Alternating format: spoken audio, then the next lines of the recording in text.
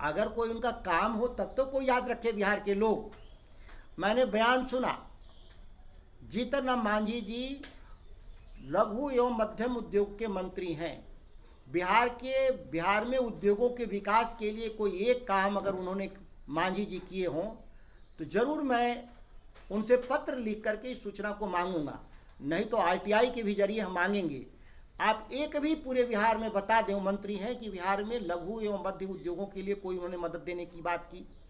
20 लाख और इससे ऊपर योजनाओं को उद्योग लगाने के लिए न बैंक के ऋण मिल रहे हैं बिहार में, न सरकार की सब्सिडी है, और सबसे महंगी बिजली, जिससे हमारी लागत बढ़ जाती है और हमारे उत्पाद बाजार में टिक नहीं पाते। इसके लिए उन्होंने कोई प्रयास नहीं किया। दूसरे हमारे मंत्री हैं बिहार से, पशुपालन मत्स्य मंत्री पशुपालन मत्स्य मंत्री ललन सिंह। कोई एक योजना पूरे बिहार के लिए बता दें कि उन्होंने पशुपालन और मत्स्य पालन के लिए, डेयरी के लिए बिहार में कोई योजनाओं का शुरुआत किया हो। मैं बिहार के मंत्रियों की मैं बात कर रहा हूँ। नित्यानंद राय हैं बिहार के मंत्री, बिहार में कोई भी उनके विभाग का कोई काम शुरू हुआ हो। एक और मंत्री हैं हमारे चिराग पासवान जी, जिनके जी में बिहार में फूड प्रोसेसिंग, देश में फूड प्रोसेसिंग का इंडस्ट्री लगाने का मैंडेट है। जिस इलाके से सांसद हैं, हाजीपुर वैशाली के इलाके से, वहाँ लीची से लेकर के केला का कोई भी फूड प्रोसेसिंग का यूनिट लगाया हो या लगवाने का प्रयास किया हो तो आपको दिखाई दे जाए तो जरूर बताइएगा। इन तमाम लोगों से पत्र के माध्यम से मैं पूछूंगा, उसका जवाब दे कि आखिर बिहार के इन लोगों ने क्या किया। एक मंत्री और हैं गिरिराज सिंह, वस्त्र मंत्री हैं। देश भर में कपड़े के लिए क्लस्टर बनाए जा रहे हैं, उद्योगों के लिए, वस्त्र उद्योगों के लिए, लेकिन बिहार में कोई एक भी क्लस्टर नहीं बना। एक पत्रकार महोदय ने उनसे पूछा कि बिहार को कोई क्लस्टर देंगे वस्त्र निर्माण का, तो उन्होंने जवाब था कि ऐसा नेगेटिव सवाल नहीं किया करो। यही 5-6 मंत्री हैं। एक मंत्री और भी हैं, रामनाथ ठाकुर जी, कृषि राज्य मंत्री हैं। बिहार में कृषि व्यवस्थाओं के सुधार के लिए कोई भी पूरे बिहार में केंद्र सरकार से 5 रुपए का भी अलॉटमेंट किया हो तो इसकी भी जानकारी हम लोग को चाहिए मीडिया के माध्यम से। तो ये जो 5-6 मंत्री जो भारत सरकार में बिहार के हैं, ये किस काम के लिए गए हुए हैं दिल्ली। यहाँ तक कि जो एनडीए की 30 लोग सांसद हैं, उन लोगों का कोई भी भाषण का आप उठाकर देख लें, बजट के दौरान कोई भी भारत सरकार से कोई भी किसी तरह की रियायत मांगा हो। सवाल पैदा होता है। इतना ही नहीं, बिहार के लिए एक ग्रीनफील्ड एयरपोर्ट की घोषणा हुई है इस वर्ष। अगर हम तमाम घोषणाओं को देखें तो एक वही महत्वपूर्ण घोषणा हुआ है, लेकिन यह भी तो जानने का हक है बिहार को कि इसमें ये बनेगा कहाँ। बिहार के लोगों का हक है जानने का कि इसमें कितना पैसे का निवेश होगा। बिहार के लोगों का हक है कि कब ये काम शुरू होगा। कहीं दरभंगा एम्स जैसा इस एयरपोर्ट केवल चुनावी जुमला ही न रह जाए, ये बिहार के लोगों को भय है। आप देखेंगे, मैं योजनावार भी मैं बता देता हूं। बिहार में जो ग्रीन एनर्जी जिसको बोलते हैं, ग्रीन एनर्जी के निवेश के लिए कोई भी परमाणु बिजली घर का व्यवस्था नहीं दिया सरकार ने, ना ही सौर ऊर्जा के लिए कोई व्यवस्था दिया सरकार ने, ना ही हमको हाइड्रोजन ऊर्जा के लिए दिया हमारी भारत की सरकार ने बिहार को। या जो हमारे नेक्स्ट जनरेशन बिजनेस है, आर्टिफिशियल इंटेलिजेंस की बहुत चर्चा हुआ, लेकिन बिहार में कोई इसकी यूनिट की चर्चा नहीं हुआ। सेमी कंडक्टर नए जनरेशन का बिजनेस है, उसकी बिहार में कोई चर्चा नहीं हुआ। या हम जितने तरह के जो आधुनिक जो कारोबार हैं उसके बारे में कोई भी बिहार में इंडस्ट्री लगाने के लिए कोई भी भारत सरकार ने प्रयास नहीं किया। कई बार हम लोग सुन रहे हैं कि गंगा में परिवहन होगा, नौ परिवहन होगा। उसके नौ परिवहन के लिए गंगा में जो गाद जमा है उसके लिए हमको बालू को सफाई करने के लिए जो जरूरत है वो आज तक कहीं भी नहीं दिखाई दिया। वर्षों बिहार के विकास के लिए जो हमारा नौ परिवहन जो बाधा है, जो बंदरगाहों तक सामान को पहुंच के लिए, उस पर कोई चर्चा इसमें नहीं है। बाढ़ एक सालाना विपदा है, ये कोई आज से नहीं 50 साल से है। लेकिन देश की सरकार जो बने हो गई 11 साल, आज तक नेपाल से बहुपक्षीय वार्ता कर कोसी नदी पर हाई डैम निर्माण के लिए कोई भी प्रक्रिया शुरू नहीं किया गया, जो सबसे बड़ी मांग है। तो बिहार के लिए इसकी भी कहीं चर्चा नहीं है। ऊर्जा के भी क्षेत्र में आप देखेंगे, मैं पिछले बार जो 5 इनकी महत्वपूर्ण योजनाओं की घोषणा हुई थी, आप देखेंगे बिहार में गया में इंडस्ट्रियल हब बनाएंगे, ये चर्चा हुआ था पिछले बजट में। इस पर एक भी पैसा भारत की सरकार ने इस पर नहीं दिया।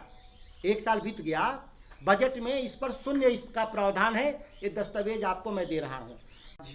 प्रेस वार्ता का मुख्य विषय केंद्रीय सरकार द्वारा पेश किए गए बजट में बिहार के हिस्सेदारी के सवाल पर है। सबसे दुखद विषय है कि भारतीय जनता पार्टी के द्वारा पेश केंद्रीय बजट में बिहार के लिए कुछ भी विशेष नहीं था। इसके अलावा सबसे जो महत्वपूर्ण विषय है कि बिहार के वित्त मंत्री विजय सिन्हा के द्वारा एक प्रेस कॉन्फ्रेंस के जरिए बताया गया कि कई योजनाओं की चर्चा की गई। सच बात यह है कि भारत सरकार के प्रतिनिधि भूपेंद्र यादव के द्वारा एक दिल्ली से ही लिखित चिट्ठी लेकर आया गया और विजय कुमार सिन्हा के द्वारा पढ़ा गया। विजय कुमार सिन्हा या बिहार सरकार का इसमें कोई राय नहीं।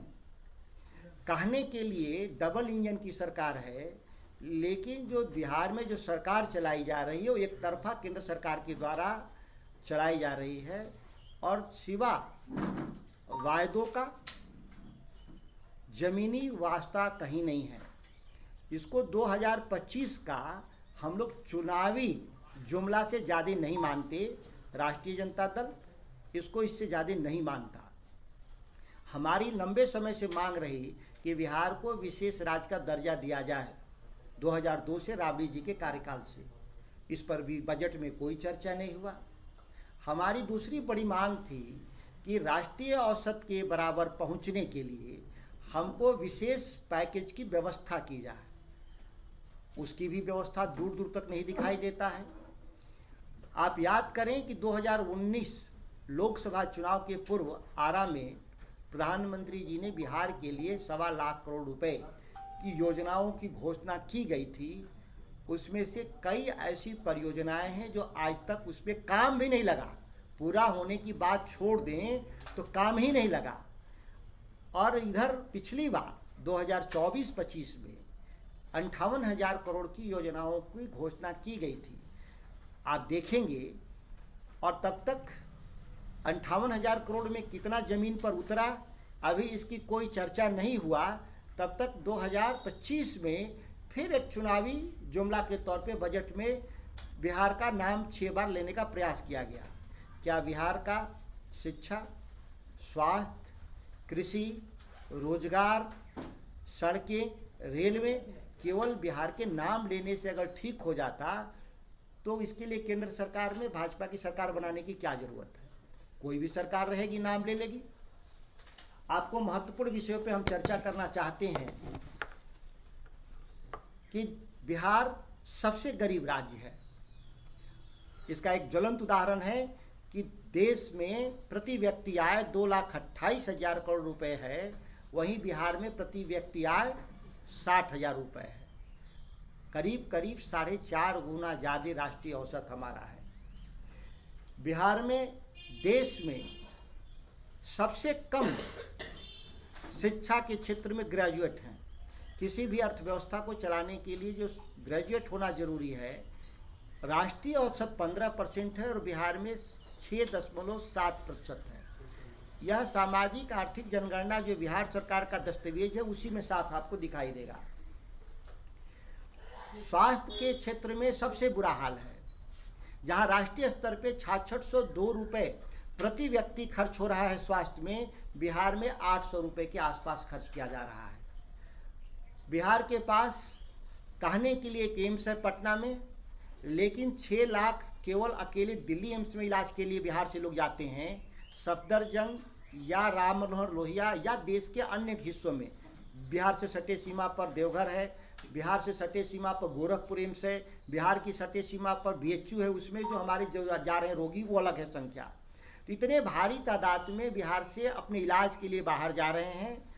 पटना एम्स की क्षमता का विस्तार की मांग थी, जो उसमें आपको कहीं नहीं दिखाई दिया। दरभंगा एम्स 2016 में घोषित हुआ था, लेकिन 2016 में घोषित होने के बाद 2025 चुनाव है, अभी तक उसमें कोई भी कार्य प्रगति पर कहीं आपको दिखाई नहीं देगा। इतना ही नहीं, आप देखेंगे कि जो इनकी घोषणाएं हैं उसकी मैं चर्चा कर रहा हूं, पिछले साल का और इस साल का भी। बिहार में न्यूनतम समर्थन मूल्य पर खरीद के लिए पैक्स जैसी भी भ्रष्ट और निकम्मी संस्थान है, जो केवल 3% किसानों से ही धान गेहूं खरीद करती है, 97% किसानों से नहीं खरीद होता। वहीं FCI जैसा संस्थान भारत सरकार का पंजाब, हरियाणा, छत्तीसगढ़ और मध्य प्रदेश में जो उसका खरीद होता है चावल और गेहूं का, वो केवल उन राज्यों के लिए भी नहीं, बिहार के भी गरीबों को अनाज बांटने के लिए बाहर से अनाज आ रहा है। इससे ज़्यादा दुखद नहीं हो सकता। केंद्र सरकार चाहती तो मक्का भी खरीद कर सकती थी बिहार के किसानों का, लेकिन कहीं पर भी आपने बजट में कोई उल्लेख नहीं देखा होगा। मखाना की जहाँ तक बात है, बिहार के 1% से भी कम किसान मखाना क्या उत्पादन करते हैं, लेकिन इसके लिए जो राष्ट्रीय सरकार ने, केंद्र सरकार ने जो 25 साल पहले मखाना रिसर्च इंस्टीट्यूट दरभंगा में बनाया था, उस समय मैं एक मंत्री था कृषि, तो मैंने कहा था कि इसको अपग्रेड करिए, तो आज तक अपग्रेड नहीं हुआ। यहाँ तक कि आप मखाना बोर्ड की चर्चा कर रहे हैं, दूर दूर तक उस पर बजट का कोई प्रावधान नहीं है या स्थल चयन नहीं है कि उसके लिए कहाँ इंफ्रास्ट्रक्चर डेवलप किया जाएगा। बिहार के 5 मंत्री हैं केंद्र में, और हम लोग गिनती भी भूल जाते हैं। आगे मंत्री हैं और बिहार सरकार में डबल इंजन के लोग बैठे हैं।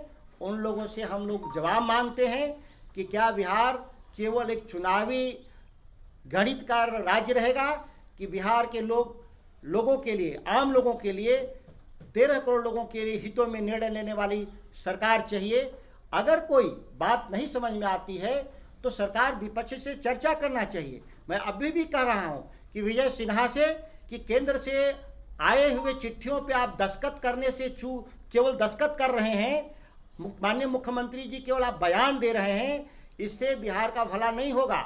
आप बताएं कि आप दबाव में हैं, और इसको हम लोगों से जहां जरूरत है तो हम लोग भी आपके साथ खड़ा हैं। बिहार के हिस्सेदारी की जो मांग है केंद्र के सामने, उसमें हम लोग 13 करोड़ आबादी के प्रतिनिधित्व करने वाले सांसद के रूप में मैं मानता हूं कि हम आपका ये साथ देने को तैयार हैं।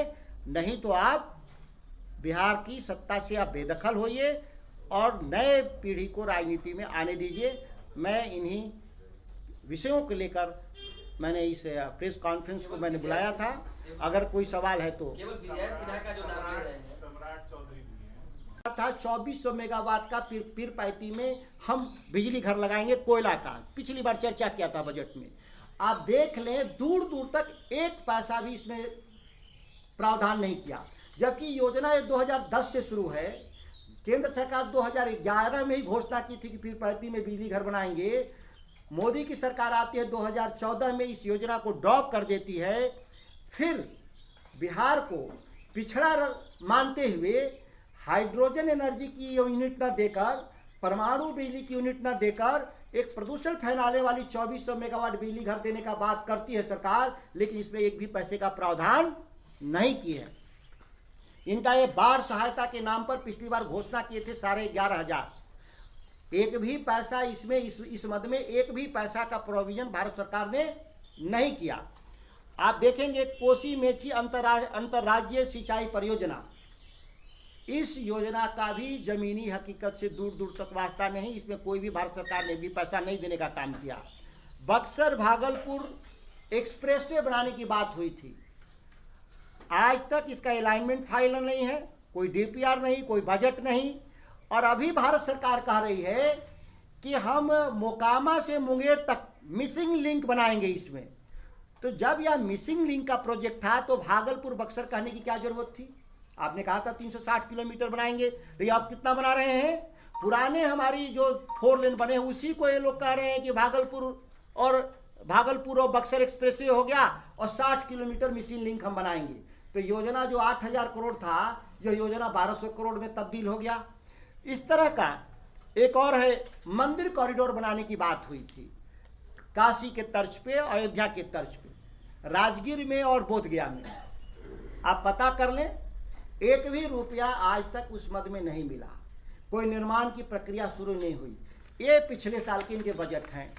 इस साल के बजट में इन्होंने जो कहा है, मखाना बोर्ड, न जगह तय है न रकम तय है। दूसरा बात कहा है ग्रीनफील्ड प्रोजेक्ट, ना इसके लिए कोई बजट का प्रावधान है, न जगह का चयन हुआ है। तीसरा इन्होंने कहा है आईआईटी में हम हॉस्टल बनाएंगे। अरे बिहार के लोग तो ये कह रहे थे ना कि रिसर्च हमारा बढ़े, वहाँ पर एकेडमिक बिल्डिंग्स बने, हमारे पास रिसर्च के लिए पैसा चाहिए। आप हॉस्टल बना रहे हैं बच्चों के लिए और कह रहे हैं तो आईआईटी हुआ है, हॉस्टल बनाना तो आईआईटी हुआ नहीं। आईआईटी का विस्तार करते, नए डिपार्टमेंट्स खोलते, ड्रोन डिपार्टमेंट्स खोलते, आर्टिफिशियल इंटेलिजेंस पर खोलते, डेटा रिसर्च पर खोलते, लेकिन ये सब नहीं हुआ। जिसकी ज़रूरत है, जहाँ दुनिया में मांग है, केवल हॉस्टल बनाएंगे। ये इसके बाद इन्होंने खाद्य प्रसंस्करण के लिए एक रिसर्च इंस्टीट्यूट बनाने की बात की है। न जगह तय है, न इसमें पैसे का जिक्र है कि कितना रुपया लगेगा। और इसके बाद अंतिम में है पश्चिमी कोसी मिथिलांचल, जो कोसी जो नहर है उसका विस्तार का कहीं इसमें चर्चा नहीं है कि विस्तार कहाँ से कहाँ तक होगा। पहले से बना हुआ है, उसका विस्तार की चर्चा नहीं है, ना उसमें पैसे की जिक्र है कितना रुपए लगाएंगे। तो ये चुनावी जुमला के सिवा अगर बजट में कुछ अगर दिखाई देता हो तो यह सारा चीज मैं पत्र के माध्यम से मुख्यमंत्री और वित्त मंत्री को मैं भेज रहा हूं कि आप हमको इस पे जवाब दें। आप नहीं जवाब देंगे तो हम आरटीआई लगाएंगे, लेकिन जवाब चाहिए बिहार को कि केवल चुनाव के लिए आप केवल योजनाओं को प्रचारित करने का आप काम कर रहे हैं। आपका उद्देश्य बिहार का विकास नहीं है। एक बात को मैं कहना चाहता हूं, जहां चर्चा में मैंने सुना कि बिहार का बजट 12 गुना बढ़ गया 2005 से, बहुत आश्चर्य का विषय है। महंगी इस 20 सालों में महंगाई भी बढ़ा और राष्ट्रीय बजट भी बढ़ा। हम जब 2005 में जब सरकार राष्ट्रीय जनता दल की समाप्त हुई तो हमारा नेशनल जीडीपी में हमारा योगदान था 3.34%, और अभी घट कर कितना हो गया राष्ट्रीय जीडीपी में बिहार का योगदान 3.09। तो बिहार विकास कहाँ किया? जब राष्ट्रीय स्तर पे जो रफ्तार है विकास का, उस रफ्तार में भी बिहार आज नहीं है, तो आप तो कैसी सरकार चला रहे हैं, इससे पूरे बिहार के लोग समझ जाए। आप राष्ट्रीय राजमार्ग का विषय है, राष्ट्रीय औसत पर प्रति लाख 11 किलोमीटर सड़कें बनी हैं, और बिहार में कितनी सड़कें बनी हैं? 5.4 किलोमीटर, आधे से भी कम। पूरे देश में 10% बिहार की आबादी है, और रोड कितना बना 4%। राष्ट्रीय राजमार्ग जो राज्यों स्टेट हाईवे जिसको बोलते हैं, वो राष्ट्रीय स्तर पर केवल 2% बिहार के पास स्टेट हाईवे है। आप जो ट्रेन है, जो आप देख रहे होंगे, बहुत सारे लोग ग्रामीण क्षेत्र से आते हैं। पहले के मुकाबले बिहार में ट्रेनें काफ़ी बंद कर दी गई, या उसके स्टॉपेज को रोक दिया गया, या फिर उसमें जो लंबी दूरी की थी उसमें से स्लीपर क्लास हटा देने से जो किसान हैं, जो मजदूर हैं, जो दूसरे राज्यों में जाते हैं अपने कमाई के लिए, रोजगार के लिए और हॉस्पिटल के लिए, उनको कितनी तकलीफ हो रही है उसका अंदाजा लगाना मुश्किल है। बिहार में रेलवे नेटवर्क को ध्वस्त कर दिया गया एनडीए की सरकार के द्वारा। कोई नई परियोजनाएं नहीं स्वीकृत की गई बिहार के लिए। ये तमाम ऐसे विषय हैं जिस पर हम लोगों ने चर्चा जो किया, इसका हमको बिहार के जो सांसद हैं और बिहार के मंत्री हैं, और बिहार में पीछे बैठे हुए लोगों का मैंने फोटो नहीं देख पाया था, जो फ्रंट पर जो बयान दे रहे थे इसीलिए, लेकिन उस रो में दिल्ली से भूपेंद्र यादव जरूर लेके आए थे पत्र, जिसको पढ़ने के लिए भी सिन्हा को दिया था। बेसिकली वह प्रेस कॉन्फ्रेंस बिहार का नहीं था, वह केंद्र सरकार अपनी नाकामियों को छुपाने के लिए उस प्रेस कॉन्फ्रेंस को बिहार के नेताओं को आगे करने का काम किया था। ऐतिहासिक बजट बताया गया था उसी दिन।